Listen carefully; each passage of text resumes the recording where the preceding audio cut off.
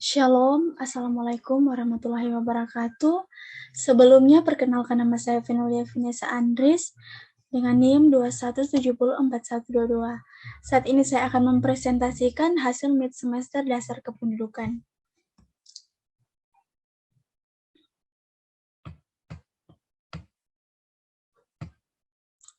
Nah, di sini saya akan menjelaskan tentang pengertian demografi dan hubungan antara kependudukan dengan masyarakat.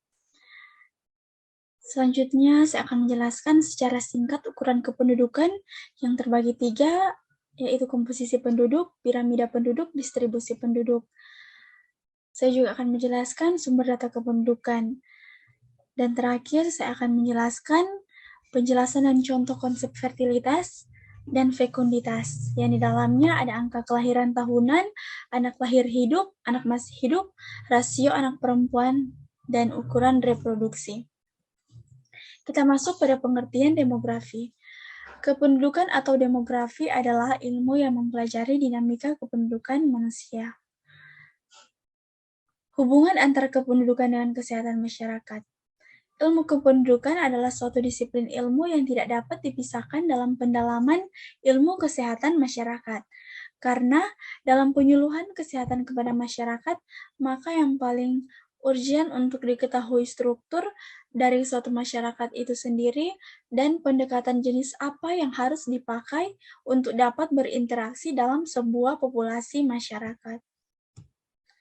Selanjutnya, ukuran kependudukan terbagi 3. Yang pertama, komposisi penduduk. Dalam ilmu geografi, komposisi penduduk dianggap sebagai sebuah susunan atau pengelompokan penduduk berdasarkan kriteria tertentu. Yang kedua, ada piramida penduduk. Nah, piramida penduduk ini adalah grafik untuk menunjukkan dan membandingkan komposisi penduduk. Yang ketiga, distribusi penduduk. Yang dimaksud dengan distribusi penduduk adalah penyebaran penduduk dari suatu daerah ke daerah-daerah lainnya agar semua daerah penduduknya seimbang, tidak ada yang terlalu banyak dan terlalu sedikit. Kita masuk dalam sumber data kependudukan. Terbagi 3, yang pertama sensus penduduk. Nah, sensus penduduk menurut PBB adalah keseluruhan proses pengumpulan, menghimpun, menyusun, dan menerbitkan data demografi serta ekonomi dan sosial yang menyangkut semua orang pada waktu tertentu. Yang kedua, registrasi penduduk. Registrasi penduduk merupakan sistem kegiatan yang dilakukan oleh petugas pemerintah setempat yang meliputi pencatat kelahiran, kematian, perkawinan, perceraian, perubahan tempat tinggal, dan perubahan pekerjaan. Nah, yang ketiga, survei penduduk. Yang dimaksud dengan survei penduduk adalah hasil sensus dan registrasi penduduk mempunyai keterbatasan karena hanya menyediakan data statistik kependudukan dan kurang memberikan informasi tentang sifat dan perilaku penduduk tersebut. Selanjutnya, saya akan menjelaskan konsep fertilitas dan fekunditas yang di dalamnya ada angka kelahiran tahunan, anak lahir hidup, anak masih hidup, rasio anak perempuan, dan ukuran reproduksi. Nah, yang dimaksud dengan konsep fertilitas adalah banyaknya kelahiran hidup bagi wanita. Sedangkan konsep fekunditas adalah potensi atau kemampuan fisiologis untuk memberikan kelahiran hidup. Angka kelahiran dalam demografi. Istilah tingkat kelahiran atau growth birth rate dari suatu populasi adalah jumlah kelahiran per 1.000 orang tiap tahun. Nah, yang dimaksud dengan angka kelahiran adalah bilangan yang menunjukkan jumlah bayi yang lahir hidup dari setiap 1.000 penduduk dalam 1 tahun. Selanjutnya, anak lahir hidup atau live birth.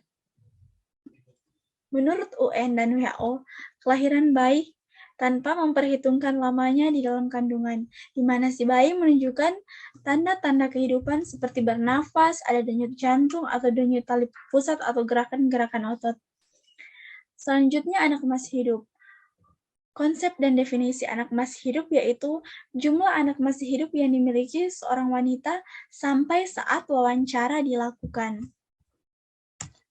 Selanjutnya, masa reproduksi atau usia subur.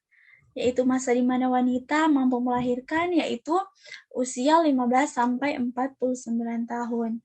Nah, usia yang ke-15 tahun itu wanita sudah mendapatkan menstruasi pertama. Sedangkan usia 49 tahun sudah menopause. Wanita usia subur berusia 15 sampai 49 tahun. Sedangkan pasangan usia subur yaitu pasangan suami istri di mana istri berusia 15 sampai 49 tahun. Yang terakhir, rasio anak wanita adalah perbandingan jumlah anak umur 0 sampai 4 dengan penduduk perempuan umur 15 sampai 49 tahun. Contoh perhitungan rasio anak wanita yaitu jumlah penduduk umur 0 sampai 4 tahun per jumlah penduduk perempuan 15 sampai 49 tahun. Demikian presentasi saya. Diucapkan terima kasih.